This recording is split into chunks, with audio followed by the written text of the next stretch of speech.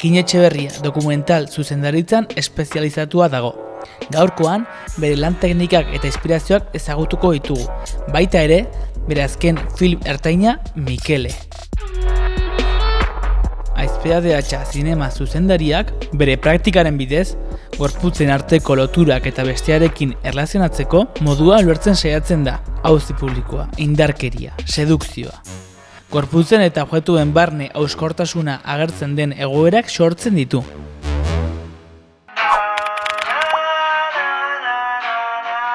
Nire izena Ekin Etxeberria Garjon da.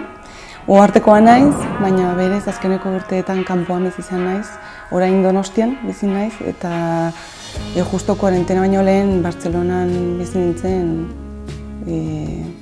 Azkeneko 10 urteetan Bartzelonan nengoen.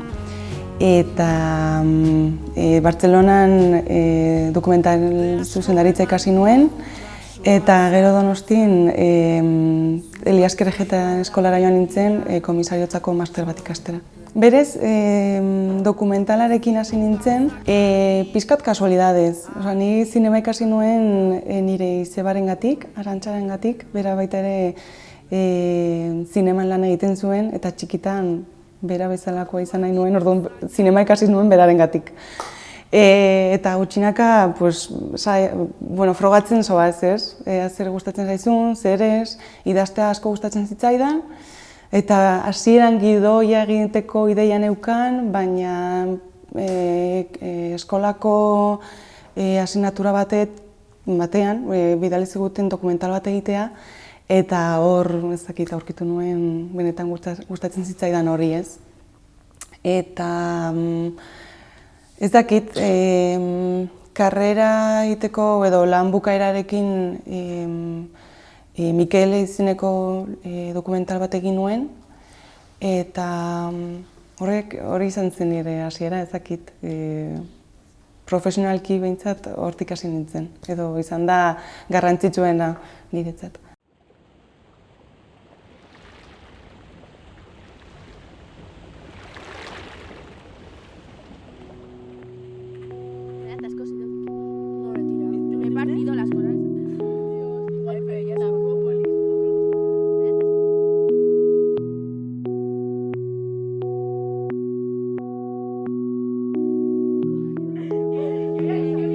Yo siempre de pequeña, cuando veía esa serie de Disney Channel o esas series en las que todas las protagonistas eran súper guapas, súper divertidas y siempre casi todas tenían 16, yo quería tener 16.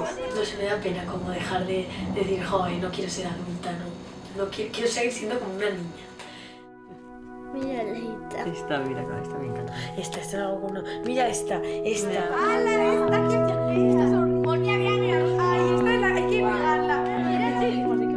Le dije, a ver, yo tengo una amiga que lleva una vida mucho más normal que la tuya, que yo creo que es más feliz, está donde está porque ya lo ha luchado, porque ha salido adelante y no ha tenido ningún problema, y todo eso es porque la gente lo ha aceptado. Y sin embargo, hay gente que no acepta esta situación y claro, luego acaban pues niños, como han acabado muchos, como pues muchos sufren bullying, otros se suicidan.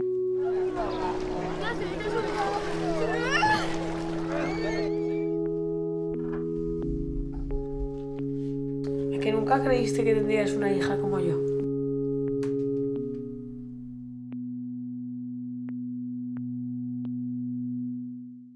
Mikel egin nuenean, gradua amaierako lana bezala egin nuen. Taldean 5 emakume ginen, eta hasieran pentsatzen duzun ideia, ez dakit, edo bilatzen duzu idei bat lan egiteko, ez dakit, ez nekien hain handia izango zenik gero. Baina, Mikele, ohartekoa da baita ere, eta txikitatik ezagutzen genuen elkar, nire lengusina baten lengusina da, orduan bere historia betian entzun dut, edo jakin dut berari buruz. Bere historia kontatzea erabaki nuen, niretzat sorpresa handia izan zelako Mikele emakumea zela esan zuenean, ez? Momentu horretan, uste dut ez zela gizartean hainbeste hitz egiten zen gai bat, eta guk oso gazteak ginen, eta sorpresa handia eraman nuen, orduan, oroitzen naiz nire buruan zegoen zerbait zela, eta orduan erabaki nuen bere historia kontatzea. Hasieran grabaketa hasi baino lehen bere gurasoekin eta Mikelerekin asko hitz egin genuen zer kontatzeari buruz, ez? Eta azkenean erabakia izan zen normalitateari buruz hitz egitea. Nik aurkeztu behar nuen 16 urtetako neska baten uda. Eta listo. Transexualitatea hor zegoen, baina baita ere zegoen beste gai batzuk. 16 urteetan dauzkagun kezkak, edo etorkizunera begira dauzkagun ilusioak, edo azkenean zen erakustea 16 urtetako neska baten bizitza normal bat. Eta hor ikusten dugu transexualitatea normaltasunez hartu behar dugun zerbait dela, gure egunerokotasunean. Eta hori, orduan dokumentala grabatu genuen Mikelek 16 urte bete zituen uda horretan, kainetik irailera, eta gero genuen edizioa, eta hortik aurkeztu genuen dokumenta Madrilen, eta hor irabazi genuen gure lehendabiziko saria, eta hor hasi zen pixkat, mugitzen festival desberdinetatik, eta orain filmin plataforman dago. Orduan guretzat, oso garro gaude lan horretaz, eta niretzako oso esperientzia polita izan zen dokumentalagatik, baina baita ere adibidez Mikelerekin daukadan erlazioagatik, edo harremanengatik.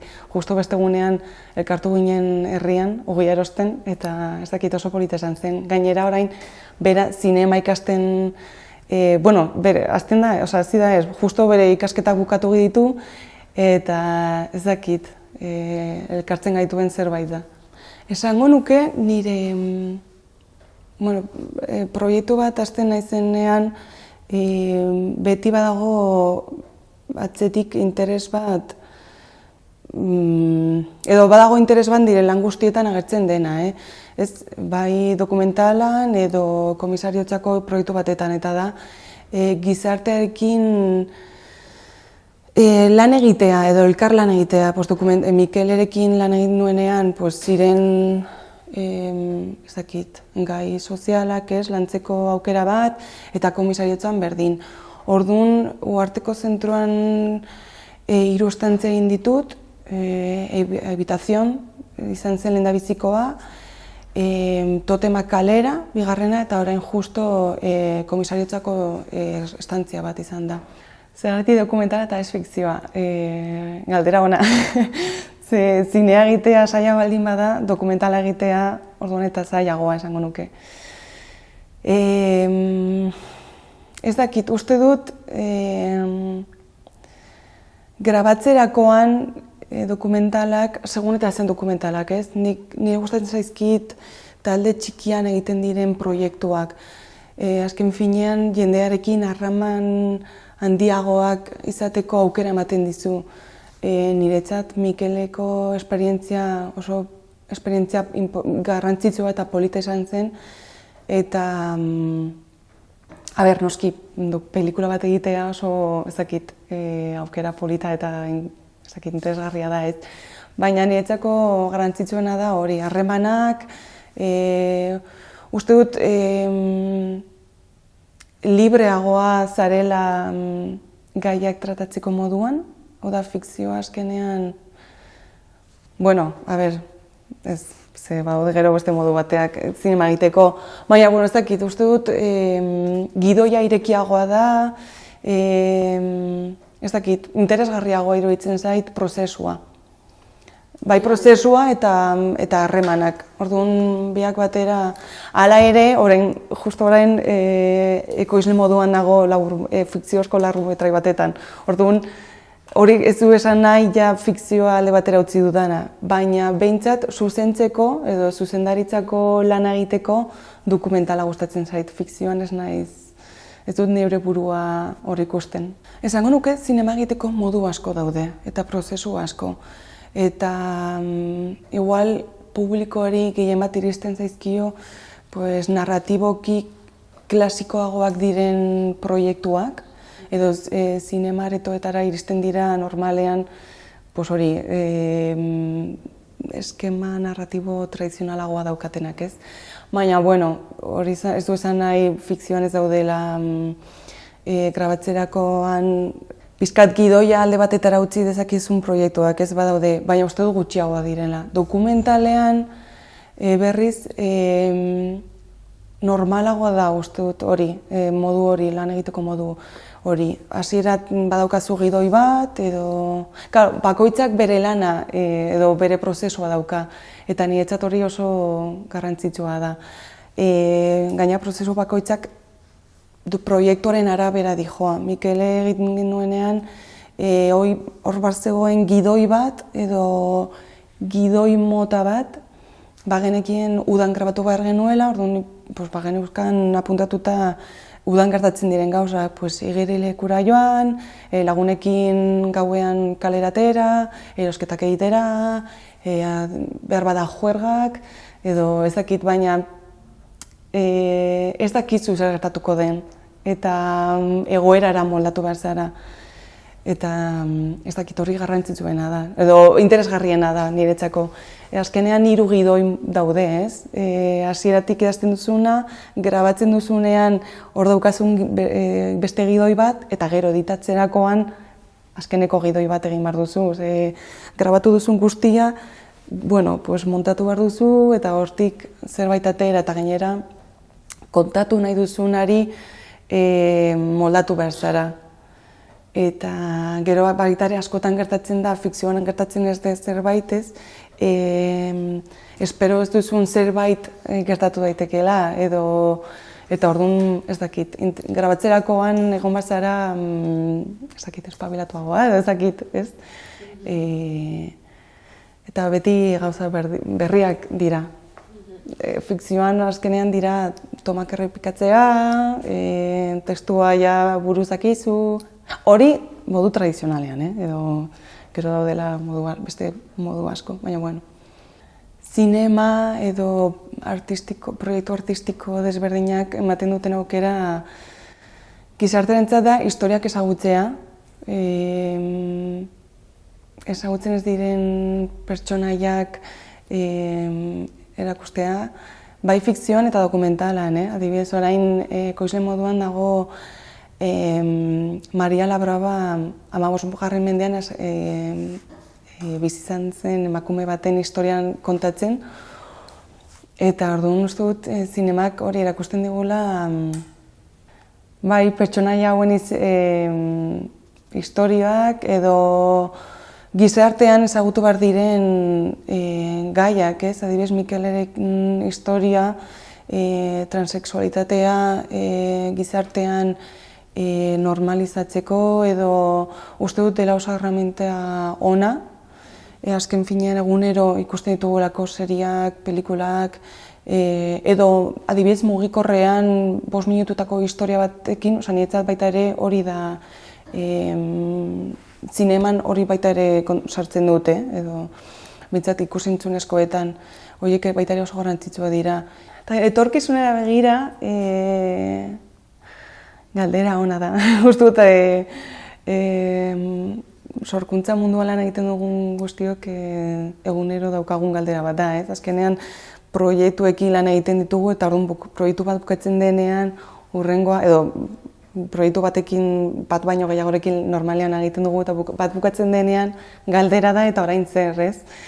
Gaina oso zaila da proiektu batekin moztea, normalean pertsonalki lotuta zaudelako proiektu horrekin, ez? Baina, bueno, esango nuke dokumentalarekin lotuta segituko dudala. Lehen esan dudanez, orain dokumental bat idazten dago. Pertsonalki oso... Bai, azkenean pertsonal den dokumental bat denez, bueno, prozesua motelagoa da eta ikusiko dugu nola bukatzen den, baina, bueno, hor dago. Gero ekoizle moduan baita ere, proiektu bat altzetzen nago, orduan segituko dugu hor. Eta baita ere, komisariotzan, ez dakit, horrelako proiektuak ateratzen eta ziur, oraindik ez dakit zein izango diren, baina ziur gizartearekin lotuta egongo direla. Asko gustatzen zait jendearekin lan egitea, baita tailerretan edo topaketetan hitz egiteko, oda lanearekin, osea jendearekin elkarlanean beti. Eta ez dakit, duela 2 urte egin genuen uharten zinema eta emakumezko lehendabiziko zinema zikloa, eta gustatuko litzaidake bigarren ziklo bat egitea.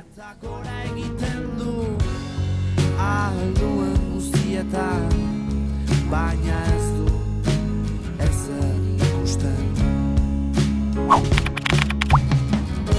Empatia basoa mozten hasi da.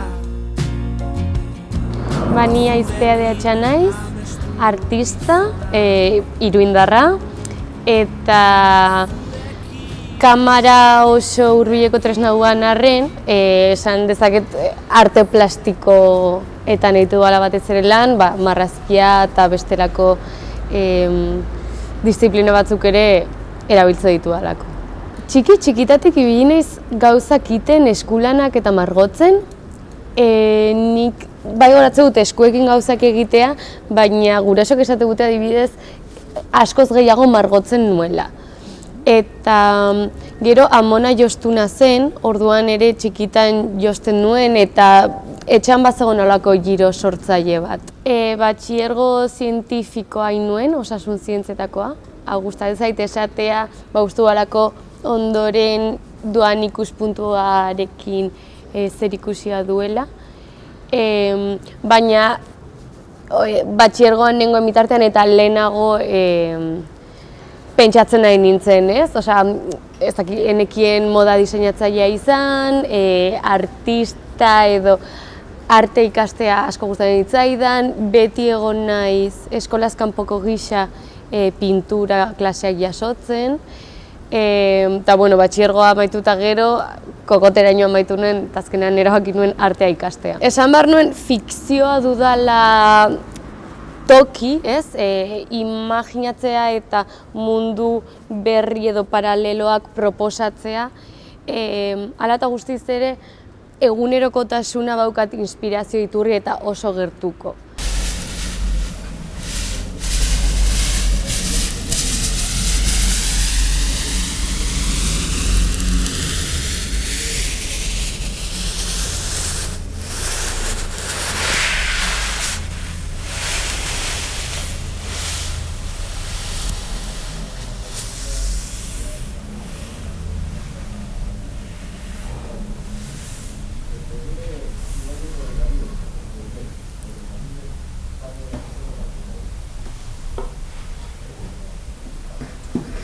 Momentuz dena, ez zait gustatzen ere asko proiektatzea, desorekak sortzen dituelako eta zabalik egon behar delako, ez? Baina fikziozko luzemetrai bat izateko asmoa du, momentuz izenburua Mal de Sol, eta fokoratu nahiko nuke pertsonen arteko harremana ukimenean. Orduan, behin irakurri nuen eltxoek gehiago ziztatzen dituztela mikrobiota ahula duten pertsonei, edo mikrobiota gutxi, mikrobiota da bada mikroorganismo konjunto bat, ez? Orduan, azalean badaukagu mikrobiota bat, eta mikrobiota pobrea duen jendeari gehiago ziztatzen diotela, orduan, imaginatu nuen agian beste era batera hasiko bagina gaitasuna izango genukeela pertsona bat zurrupatzean jakiteko zein den bere egoera, ez? Bere egoera psikologikoa adibidez. Aurretik ere banekielako estresaturik zaudenean adibidez mikrobiota murrizten dela. Orduan, hori oraintxe bertan garatzen ari naiz, nola izan ahalko litzateken komunikazio hori ukimenaren bitartez, azalaren bitartez, beste zentzumen batzuen bitartez, ez direnak oraintxe bertan lenguaia baten parte, ez direnak ez keinuak eta ez hitza, adibidez. Orduan, pelikula momentuz bada neska talde bat, mendialdean bizi dena, baina herri txiki batera gertuko da, etxe bat, eta hori, haien arteko bizimodua nolakoa den, eta nola erlazionatzen diren ere espazioarekin. Orduan, orain banabil, bakarkako sesioak egiten, laiztara hasiko naiz aktoresekin, lenguaia hori imaginatzen, ze egoera izan daitezken, baitut ja buruan zenbait irudi gustatuko lortzea gustatuko litzaizkidakenak, eta bueno, gutxinaka, ez? Ere imaginatzen dut errepikapenaren bitartez publiko hasiko dela ulertzen, ez agian ze mezu, baina bai de hau gertatu da eta ondorio bat izan du. Berriro hori gertatzen denean, badakit ondorio antzeko bat izango duela. Eta horretan nabil oraintxe bai. Bai egia da baituala oso presente zenbait kontzeptu, termino, inkluso pentsaera, ez? Erresponsabilitate afektiboa, violentzia eta afektuak oso lotuta daude eta uste dut marra oso fina eta inkluso difusoa dela. Gorputza ja ez dispositibo bezala, baizik eta ardatz bezala, ez? Osea, bizitzeko modu bezala, hori oso interesekoa dut. Duela gutxi arte uste nuen mundu guztiak argi zuela eta orain adibidez masterren konturatu naiz ezetz, osea, nik oso garrantzitsua duala hau, baina agian jende ez dela konturatzen, ez? Eta nire lanetan gai hauek ez dira diskurtso batean antolatzen edo ez dira reivindikazio moduan agertzen literalki, baina uste dut amaieran ulertu edo sentitu daitekena bai izan daitekela hau, ez? Osea, gorputzaren garrantzia eta bar. Bueno, 2019an Inpostura lana edo seria jarri nuen martxan, Eusko Ikaskuntzako laguntza baten bidez. Eta laguntza honek baimendu zidan talde handi batekin lan egitea, bideoaren arabera aldatzen zen, baina 7 inguru ziren normalean. Eta bueno, garai hartan oso interesekoa nuen posea, baina posea ere ikusle eta irudian agertzen den pertsonaren arteko harreman moduan, ez? Zer den beste batentzako horregotea eta begiraden arteko jokua. Orduan, nuen instrukzio serie bat jokuetatik ateratakoa eta hor ibili ginen, ez? Nik ematen nizkien instrukzioak jokatzen zuten, etzan improvisazioa, baina beraiek oso askeak ziren erreakzionatzeako orduan, eta niri horrek ere baimentzen zidan joatea definitzen zein izango zen bideoaren ibilbidea.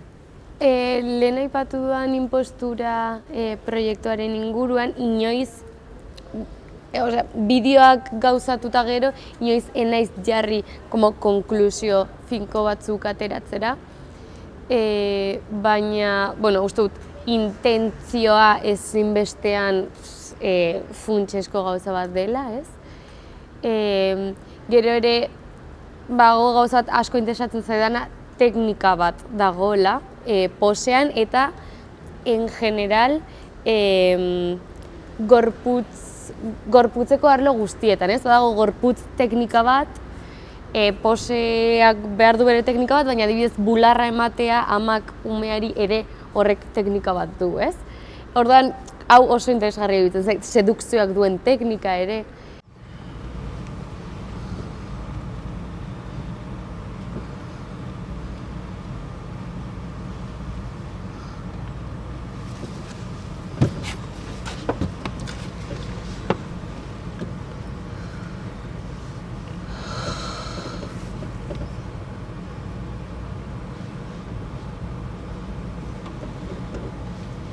Aurreko urrian, Iruñan ospatu ziren Encuentros de Pamplona, eta bertan Carlos Irijalbak definitu zuen arte praktika kontrolatu ezin zuen fluido moduan.